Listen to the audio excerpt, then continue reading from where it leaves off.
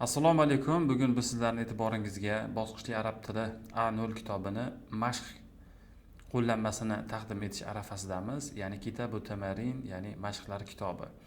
Xabaringiz bor, biz A0 kitobini chiqargan edik va shu yerda ba'zi bir takliflarga ko'ra mashqlarni ustida ko'proq ishlash kerak degan takliflarni inobatga olgan holda biz ushbu kitob asosida ayni o'sha yerdagi ishlatilgan so'zlar, ayni o'sha yerdagi grammatika, so'z boyligi, matnlar asosida mashq kitobini ishlab chiqdik va bugun biz sizlarning e'tiboringizga buni taqdim etamiz. Demak, mana shu har bir darsimizda, ya'ni 20 ta kitob darsdan iborat. Mana A0 kitobimiz bilamiz, 20 ta darsdan iborat va mana shu mashq kitobimizni ham darslari 20 ta darsdan iborat va eng e'tiborlisi har 5 ta darsda bitta takrorlash, ya'ni oraliq imtihondan o'tkazish uchun ham testlar va topshiriqlar tayyorlab qo'yilgan.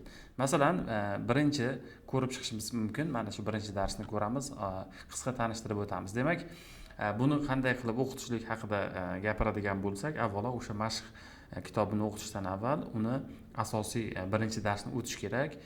O'qituvchi va shundan so'ng buni uyga vazifa qilib bersa ham bo'ladi yoki dars davomida ishlatsa ham bo'ladi.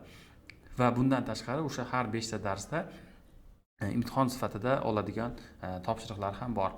So'zlarni bir-biriga bog'lashimiz kerak. Savol turlari turlicha berilgan, juftini topish kerak bo'lgan, ya'niki ota, ona, qiz, o'g'il kabi juda ham yaxshi topshiriqlar bor va ayni A0 ga mos bo'lgan jins u yerda o'tiladigan bo'lsa, jins kategoriyasi shunga mos savol topshiriqlar bor. Xato bor, bu yerda xato topish kerak, bo'sh joylarni to'ldirishlik va navbatdagi darslarga o'tib shuni singari har bir dars o'ziga xos topshiriqlarga ega, chunki ba'zi bir mavzularga topshiriqlarni tuzganda aynan o'sha standart asosida ketmagan bu kitobni afzalligi.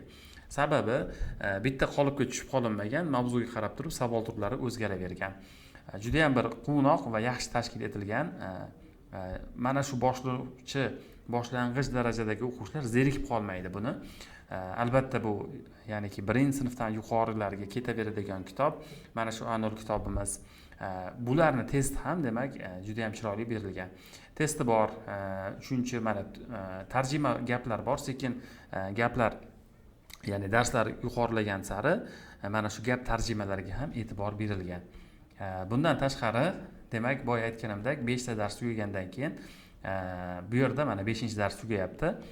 Xo'p, 5-darsdan keyin 1-5 darslar o'rtasida mana shu oraliq imtihoni bo'ladi. Misol uchun tizim qilib qo'ysangiz, mana shundan yuqori natija topganlargina o'tadi deyishingiz mumkin. Mana shu o'tilgan 1-5 darslar bo'yicha oraliq imtihoni bor. Albatta bu mashq kitobi o'tilgan bilimlarni albatta mustahkamlash uchun yaxshi vosita bo'ladi. Bizni demak qo'llanmalarimizda mashqlar biroz kamroq degan va bunga ko'proq mashq qilaylik degan takliflarni inobatga olib, biz ishni boshlagan edik avvalroq. Bugun mana e'tiboringizga A0 kitobini mashq demak qo'llanmasini taqdim etyapmiz. Mashq qo'llanmasi demak bu yerda juda ham qimmat narxda chiqmaydi. Sababi buni faqatgina mashq ishlab, shu bilan bu kitobga murojaat qilinmaganligi uchun ham narxini ham qulayroq qilinadi va sifat ham xudo xohlasa yaxshi bo'ladi buni. Fe'l sulash kabi o'ziga yarasha topshiriqlar bor. Mana shu demak biz sizni e'tiboringizga taqdim qilmoqchi bo'lgan mashq kitobimiz. Tavsiya qilamiz, albatta darslaringiz mazmunlik o'tishiga yordam beradigan, hissa bo'ladigan o'sha A0 kitobining yonidagi kichkina qo'llanmachasi bo'ladi bu.